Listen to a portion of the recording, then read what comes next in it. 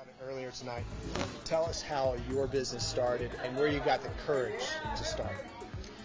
Courage, I think that's pretty much what an entrepreneur has. 90% courage. I just jumped out of corporate America and literally wrote a business plan and quit my job and did it. I have two parents that are entrepreneur artists, so I knew at some point it would happen. So how do you have the guts to do something like that? Because people who are watching, they're thinking about it and they haven't made that step.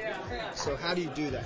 Yeah, I'd be careful to say I just jumped, because I did just jump, but I had a wonderful business plan. I had 40 people review my business plan, including 5 bankers, review it before I just jumped. So I think there's a little bit to be said of figuring out why you're different and what business you're really getting into.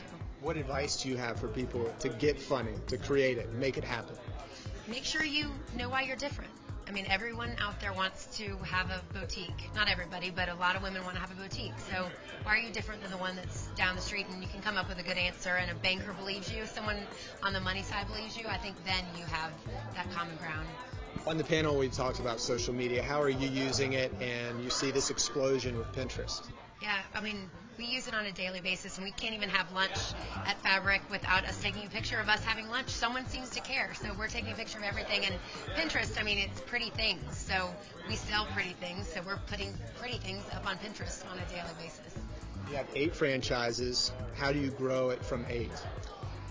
Organically. We're not trying to have quantity. We're really trying to have quality. So we find a person, or a person actually finds us. We don't advertise the franchise, but when a person finds us, then we figure out if they're the right person, and then we found the market. The person comes to us and says, I want to have a franchise, then we kind of look in their market. We want it to be something that they're comfortable with, their own market.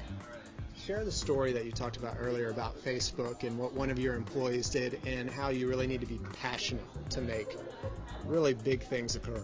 Yeah, it's the story. Everyone that works at Fab'rik knows the bored at work story. But we had an employee that posted on Facebook, bored at work. So I simply called her up while she was working and said, if you're bored, you can just head on home. And she said, well, do I come tomorrow? And we said, no, well, you're bored.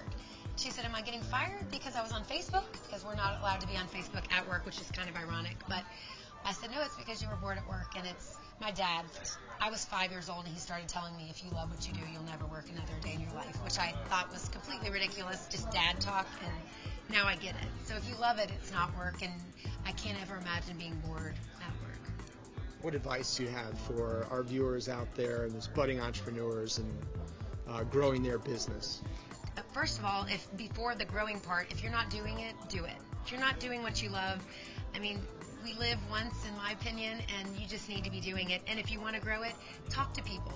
My best people that I talked about when I was opening this business, they gave me the honest feedback of, you need to be doing that. You need to be opening a boutique. And so people will tell you pretty clearly, that's not your thing, or that's more of your thing. Is there anything else to add that I didn't ask you that you want to mention? No, just the follow your dreams thing. It's so cliche, but I literally am doing exactly what I love. And it's 10 years and not bored and still not sleeping, thinking about my business on a daily basis, so it's pretty awesome. So where are you 10 years from now? I have no idea. And I think that's why I love my life. I have no idea where I am. I'll probably have 4 more kids and a household of, I do this so that I can be a mom.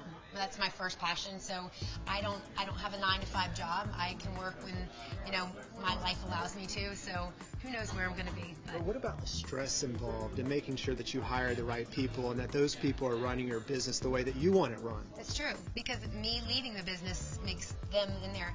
It's empowering them, delegating to them. Because if you're trying to hold on to, how you do it, then they're never going to get that empowerment to do it the way they do it. And you find out sometimes, like I've been given this advice, sometimes they might do it a little bit better than you do it. So don't be afraid of that. Hey. I know, I said it. I don't know if I believe it yet, but is empowering like the new reward for employees? I don't want to say new, but really empowering your employees. Do you think that's more important than maybe financially awarding them? It's so true. We interviewed all of our team and asked them what they wanted as incentives. Responsibility was 1 or 2 on everybody's list, more responsibility. So I believe it makes them, they know they're growing and they know they're learning new things, and dollars are great, but it doesn't really equate unless you're kind of going in a direction more of a career path. So Dana, thank you so much. Sure. Nice to meet you. Nice Great to meet job you too. tonight too. Thank you.